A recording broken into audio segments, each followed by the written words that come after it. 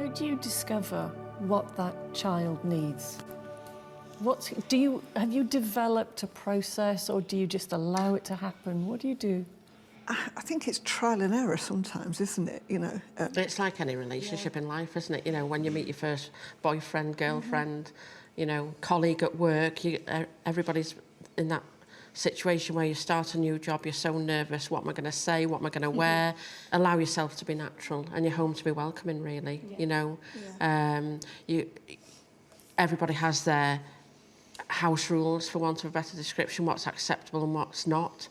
But depending on the age of the young person coming to you, whilst you might have boundaries, let's not start too rigid, because, you know, let's not forget why these children are with us, you know. And I often use the example in the training, you know, particularly with younger children. I use the example, have you ever been on holiday somewhere and thought, I don't like it here, and I really don't want to stay?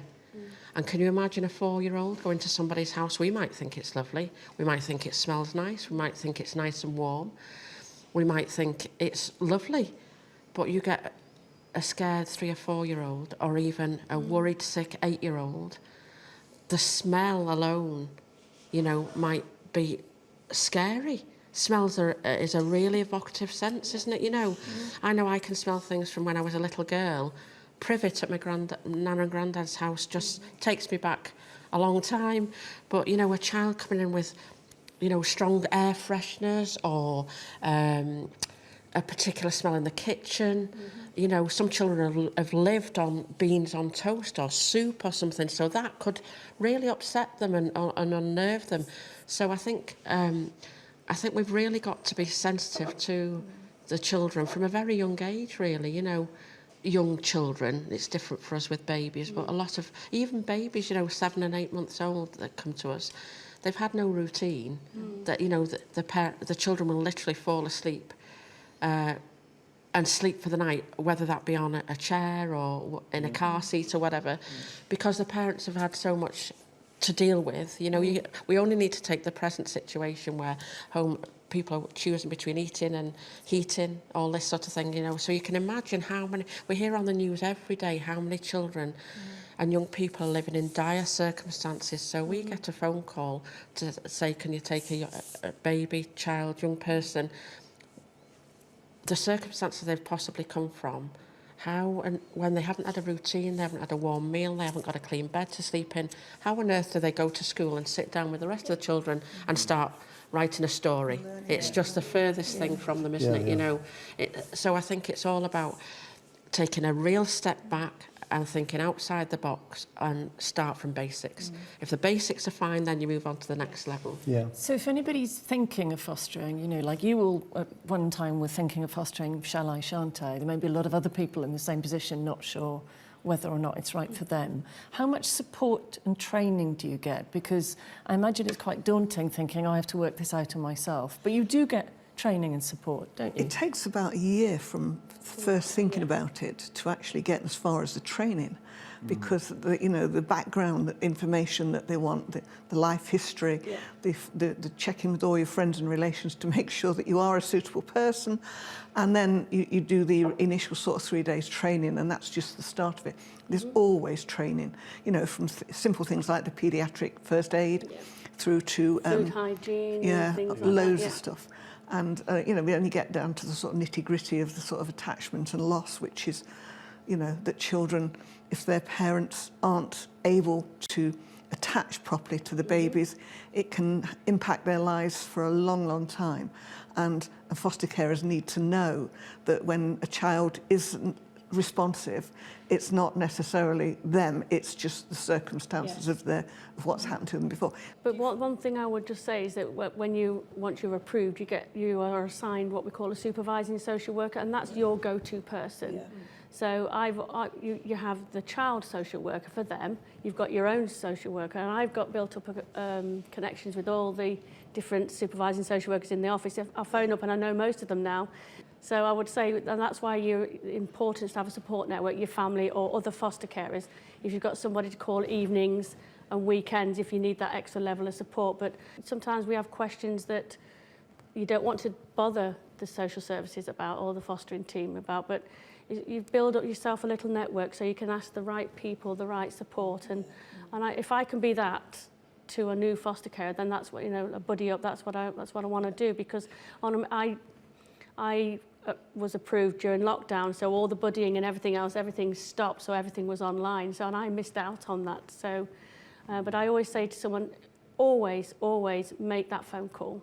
If somebody's thinking of fostering but they're not sure about it, what would you say to them about fostering? What advice would you give them? Well, I think saying that the best advice is you can't really tell somebody what it's like.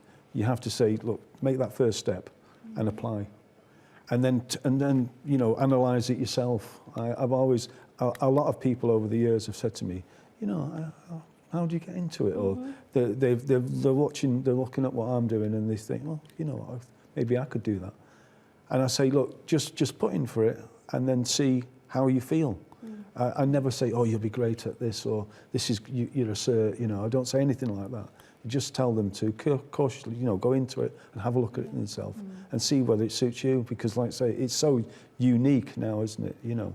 I would say don't be frightened of rejection.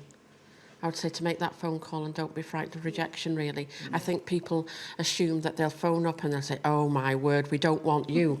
And that will be the end of the conversation, you know. I think people need to just take a step back and look at your own life and see that, you know, you've living a successful life, you live in a nice home, that you've got a lot to offer. Not what you haven't got to offer, what you have got to offer, because there are lots of children who would benefit from your life experiences, whatever walk of life you've been in. Some of these children have had experiences by the age of 5 that some people will never have in their lives, and it's having that empathy and understanding and non-judgmental attitude, really.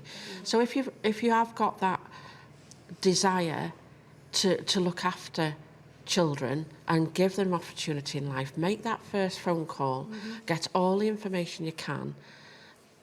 If necessary, ask to speak to another foster carer. And if you've got that information, then you can say, I'm going to go for this 100%, or actually, I don't know that I can commit to that.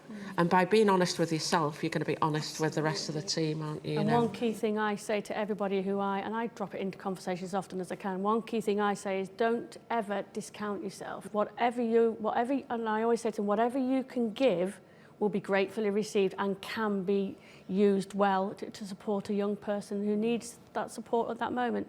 There's a matching process when children are placed. Yeah. So I think in most areas there's a placement officer. Our placement officer knows every foster carer. She knows where we all live.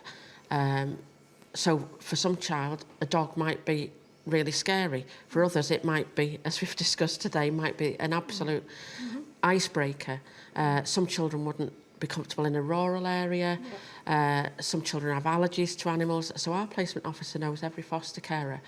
And so when that phone call comes in for a placement, she knows who's available, who can tolerate various levels of contact.